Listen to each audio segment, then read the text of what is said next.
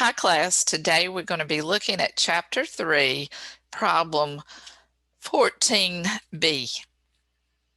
I'm going to share my screen with you.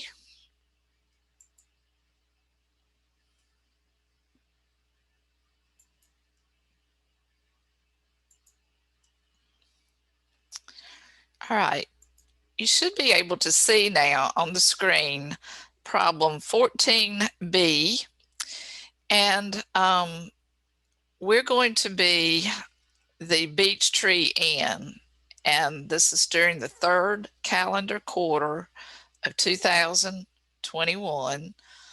We're going to be owned by Dawn Smedley, employed, and she employed the persons that were listed below.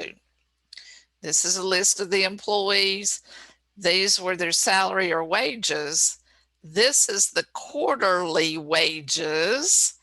And this time we have some tips that were paid to our employees. Along with that, they've shown the quarter's OASDI taxes that were withheld from these employees' paychecks.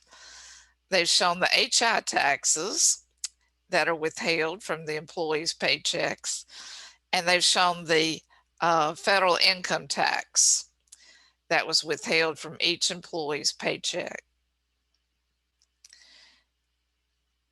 Now, the employees are going to be paid on a Friday, and the following paydays occurred during this quarter. For July, they had 5 paydays. For August, there were 4 weekly paydays, and for September, there were 4 more weekly paydays. So it's important to pay attention to the number of weeks that are in each month. Because they're paid weekly, July has 5 weeks, and August and September have 4 weeks. Taxes that were withheld for the 13 paydays in the third quarter as follows. Notice that they've given you the employee's federal income tax that were withheld from the employee's paycheck on a weekly basis. This is per week that they've given you. They've also given you the weekly FICA taxes that were withheld on the wages. They've given you both the employees and the employers' FICA taxes, which consist of OASDI taxes and HI taxes. They've given you the weekly amount that were withheld on the employees' normal wages, and these are the amounts that they came up with here. They've also given you the weekly FICA taxes on the tips.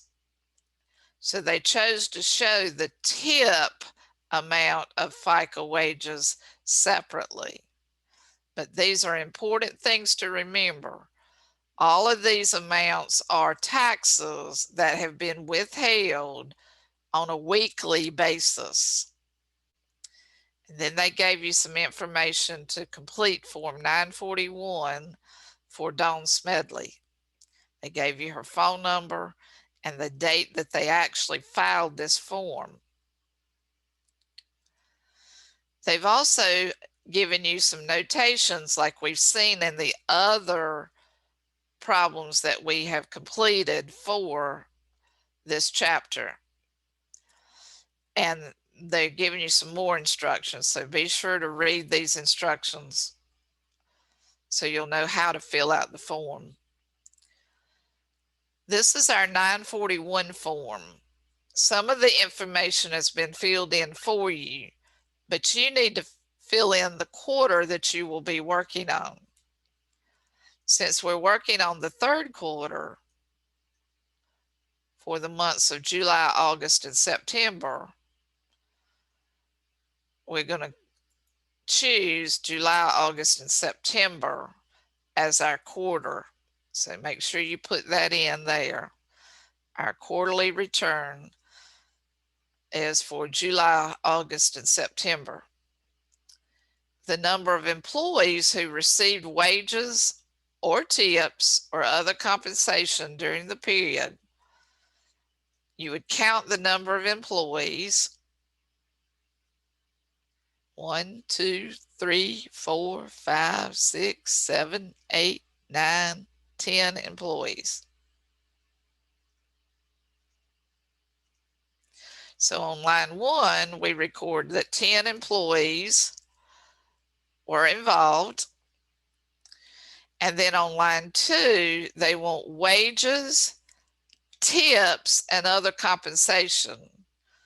So because our problem broke down our wages and tips separately, what we need to do is add the quarter's wages plus the quarter tips. We're going to combine both the wages and the tips together to get what would be entered on line 2. So you're going to have to calculate that.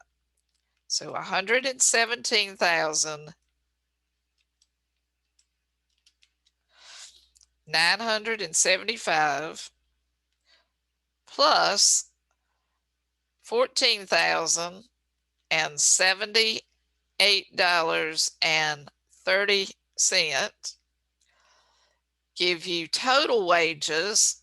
Add the two of these together. The total wages are going to be reported on line 2 because they're wages and tips. Both of those are considered to be compensation. The total of the wages and the tips is $132,053.30.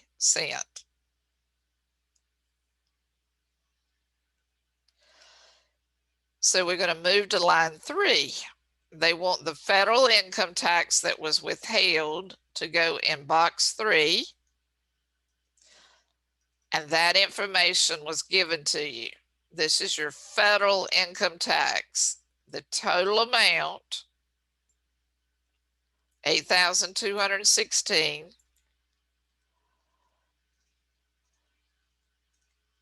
Is going to go in line 3.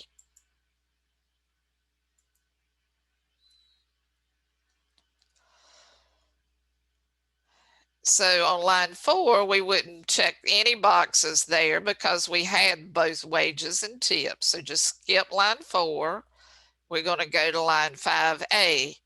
Notice 5A wants the taxable Social Security wages. They only want that that's going to be for the Social Security wages. We're not talking about the tips, just the wages for Social Security. So scroll back up to the top, go down the quarter wages, find the total, and copy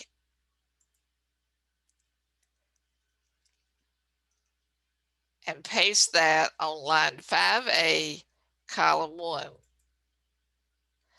Then you're going to multiply column 1 by 12.4% because the Social Security wages have both taxes taken out for employees and the employer.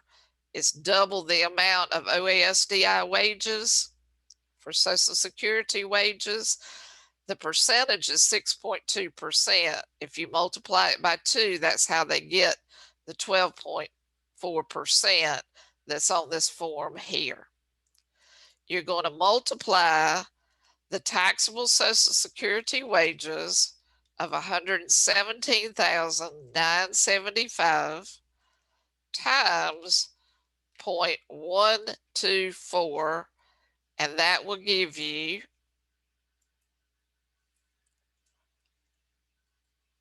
$14,628.90. So those were your Social Security, your OASDI wages, just for the wages that you earned. Now your tips are also subject to Social Security, and they've recorded the tips in line 5B, taxable Social Security tips. So I'm going to go scroll back up and find the total of the quarter's tips. I'm going to copy and paste that on line 5B, taxable Social Security tips. Because tips are also taxable for Social Security, we're going to again multiply our tips by 0.124. So our tips of $14,078.30 would be multiplied by 0.124, and that will give you $1,745.71 rounded. So these are Social Security tips, which are your OASDI, which is 6.2%, doubled because we have to pay the Social Security for the employees and the employer. So this times this is how we get column 2. Now, on line 5C, they want taxable Medicare wages and tips. We're going to have to add our wages and our tips together, which really we already did in line 2. So if you'll copy what's in line 2 to the taxable Medicare wages and tips, we're going to paste those in. And we're going to multiply this amount by 1.45% doubled, which is 0.029. So $132,053.30 would be multiplied by 0.029. And that will give you the total HI taxes for both wages and tips.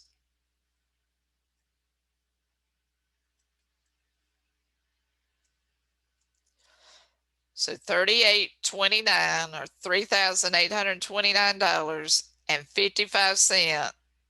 I had to round it. That will give you your taxable Medicare and wages tips.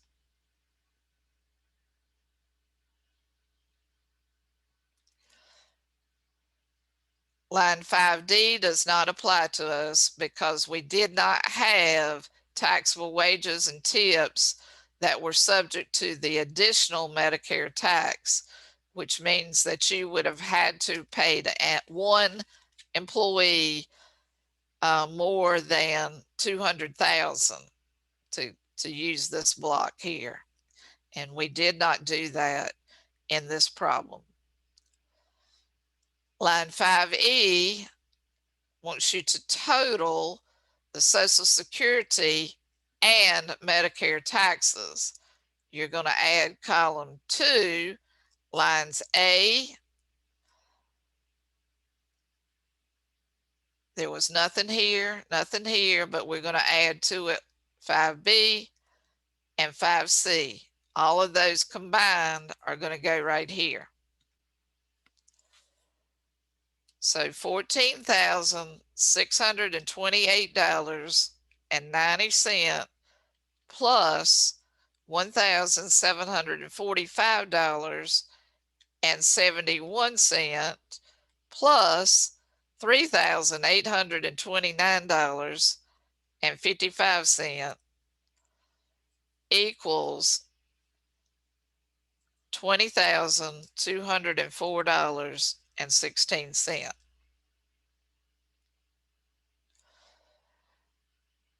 Line 5F, we're going to skip because there were no unreported tips. We reported all of those.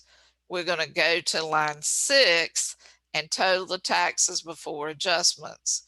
We're going to have to add lines 3, 5, 5E and 5F together. Since there was nothing on 5F, we're simply going to combine lines 3, which was our federal income tax, $8,216. We're going to add the federal income tax to the total Social Security and Medicare tax, which was $2,204.16. When we add those together, we're going to get a total taxes that will go on line 6 of $28,420.16. Now, what you have to do for this company is you have to decide if you were a monthly depositor of taxes or whether you would be semi-weekly. And it's based on the amount of taxes that you have for this period. The total taxes for this period are $28,420. Remember your rules. If it's less than 50,000 in a quarter, in the look back period quarter, which we don't know anything about the look back period, this is the total amount. Since we're less than 50,000, we have to believe that we are a monthly depositor. If you're a monthly depositor, that means we're making deposits of our FICA taxes monthly. So we will skip to part 2 of Form 941. And because we believe that we are a monthly scheduled depositor, we're going to choose Part B. We've got to fill this out before we can know what to put on line 10 of the 941 form. So in Part B, we've got to figure what our tax liability will be for month number 1. So I've created an Excel spreadsheet with the calculations for the tax liability for month number 1.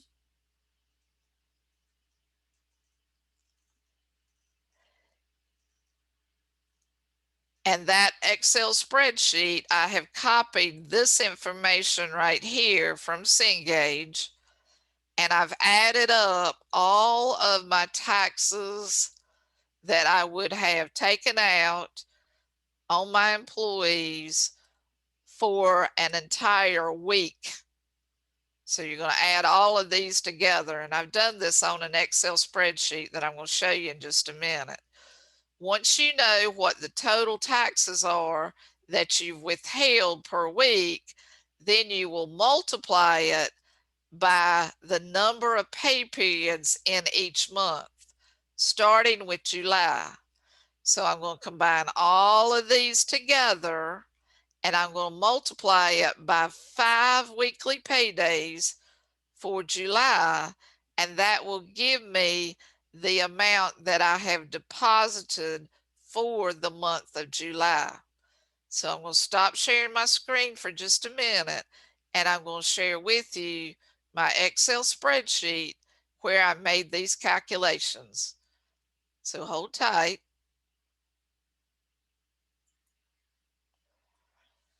We're going to look at Excel, and I'm going to share this with you. You should be able to see on your screen now my Excel spreadsheet, and I will put this in Blackboard in Throwers Videos folder, so you'll be able to see it. But what I did is I added up all of my weekly taxes first of all.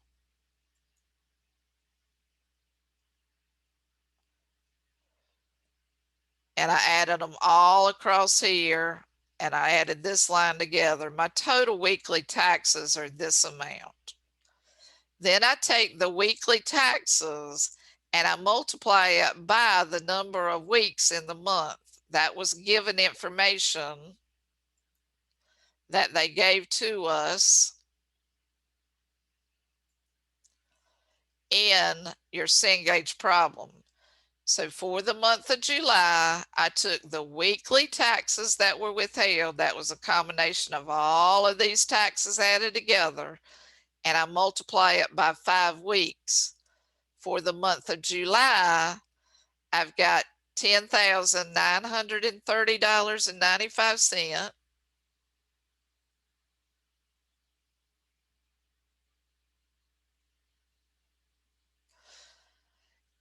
And then for the month of August, I do basically the same thing. I'm going to take my weekly taxes, which was the same amount, but this time I'm going to multiply it by 4 weeks because there were 4 weeks in the month of August. And that will give me $8,744.76.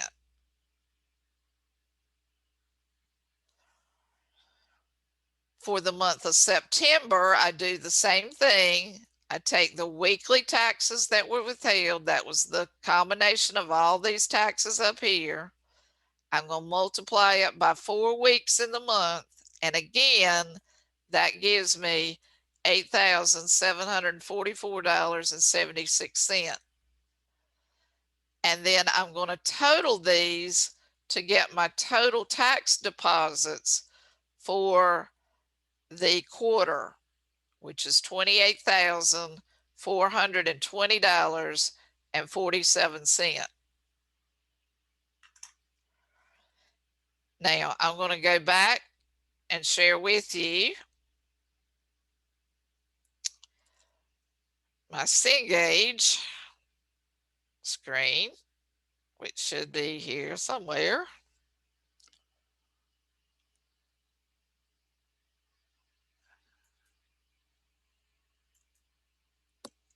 Whoops.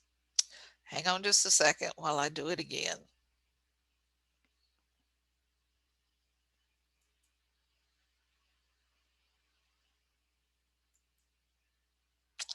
Well, I'm having a little bit of technical difficulties here. Let's try this again.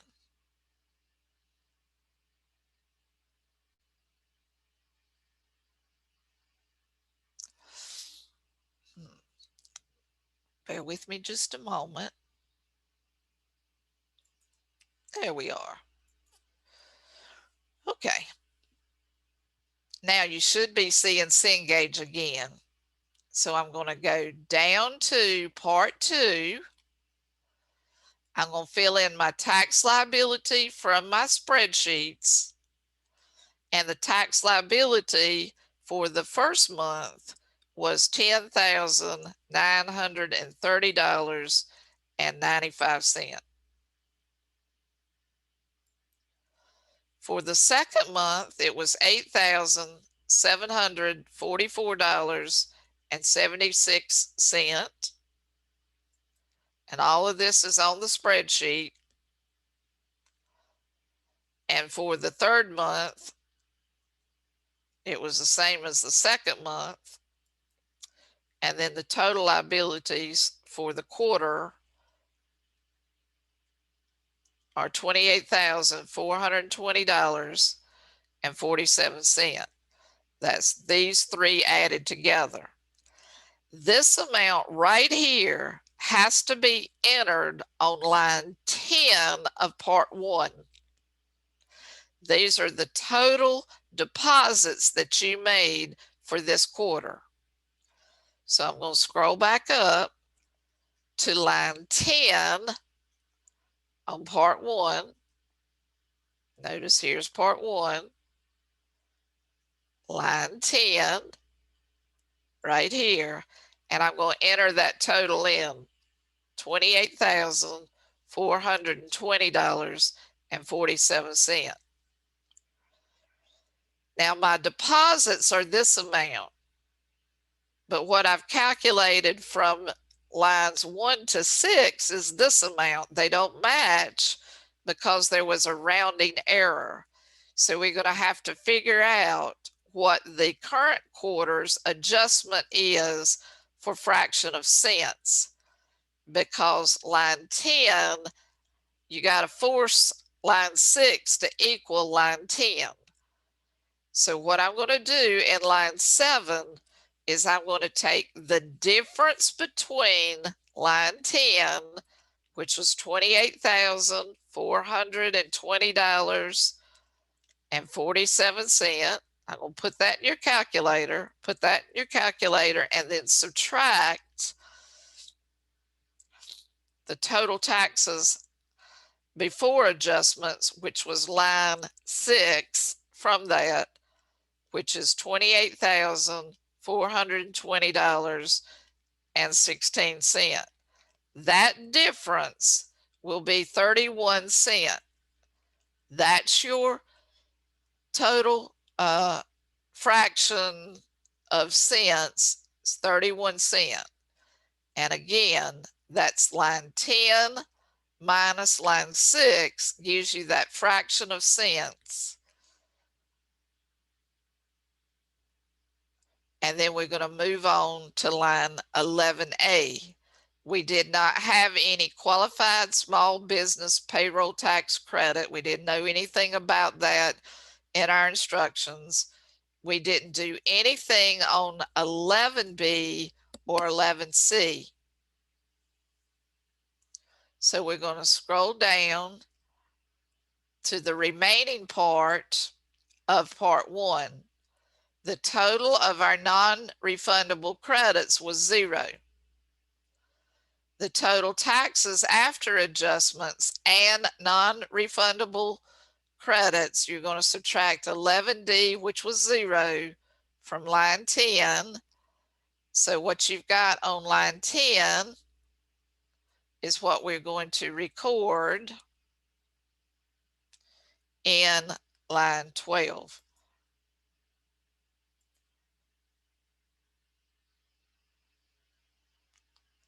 We did not have anything. Okay, sorry, I skipped a line. Go back to 13A, the total deposits for this quarter, including any over-applied from a prior quarter and overpayments applied from this and this and this filed in the quarter. They just want the total deposits for the quarter, which was what we had on line 12.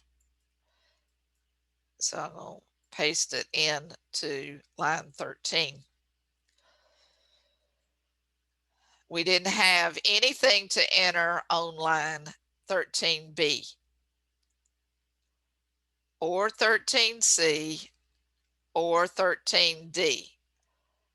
Going to 13E, they want the total deposits again, which we're going to add what we have on line 13A to the rest of these, and there was nothing that we recorded there. So we're still looking at $28,420.47 as our total deposit. We didn't have any advances, so we go to line 13G and we enter again the $28,420.47. Then we move to line 14. If line 12, right there, is more than line 13G, which it wasn't, it's the same, then you would subtract the amount and enter it in line 14. There was no difference, so nothing goes in line 14. If line 13G is more than line 12, which it isn't, there would have been an overpayment.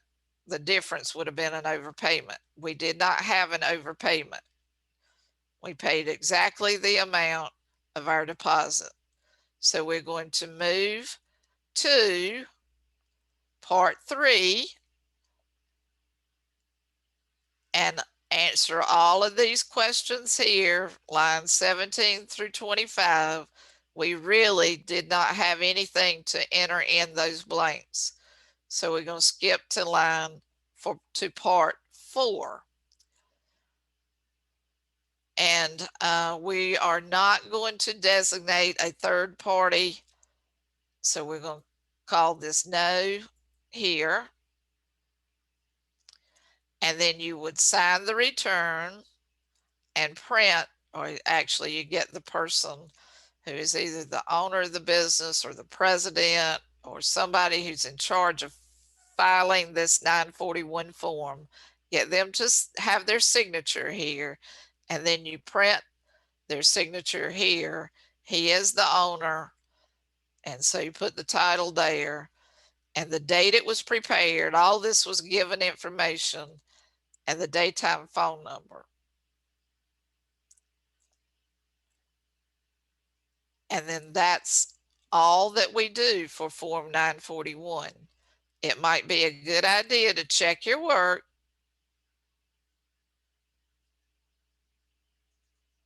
to see if you have any errors.